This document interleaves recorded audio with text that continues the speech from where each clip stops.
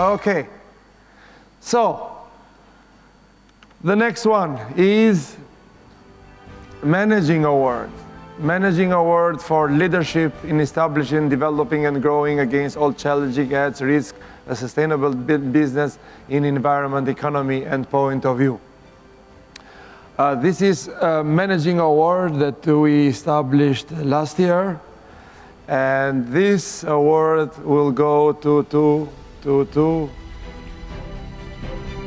Joseph Poveromo. Now,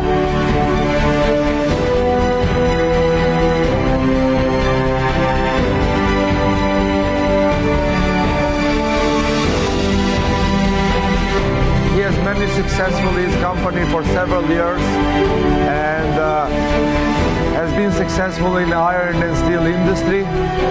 Unfortunately, he could not come because his wife had a major operation just 2 weeks ago, so he couldn't come, but we accept the award on his behalf. He was prepared to come, everything. He sent also some pictures. His extended family.